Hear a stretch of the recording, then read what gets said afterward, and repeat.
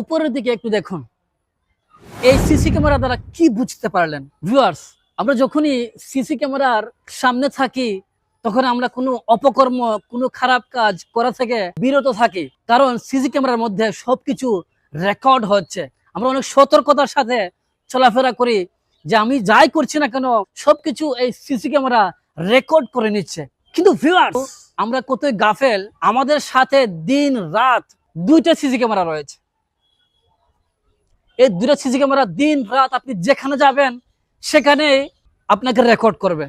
এই CC camera তো নষ্ট হয়ে যেতে পারে, এটার যে রেকর্ড ফাইল রয়েছে সেটা নষ্ট করা যেতে পারে, কিন্তু এই যে দুটা সিসি ক্যামেরা রয়েছে যা দিন রাত আমাদের সাথে রয়েছে, যা আমাদের প্রতিটি কার্যকলাপ, প্রতিটি জিনিস রেকর্ড করছে, এই সিসি ক্যামেরার রেকর্ড গুলো নষ্ট করা যাবে না, কারণ এই ফেরেশতারা আল্লাহ পাকের হুকুমে সবকিছু করে থাকে। সুতরাং ভিউয়ার্স, আমরা দিন রাত যতগুলো গুনাহ করি না কেন, একাকি ঘরের মধ্যে অথবা যেখানেই আমরা যে কোনো গুনাহ করি না কেন, মানুষ যদিও বা আমাদেরকে দেখে না, কিন্তু এই সিসি ক্যামেরার মাধ্যমে সবকিছু রেকর্ড হচ্ছে।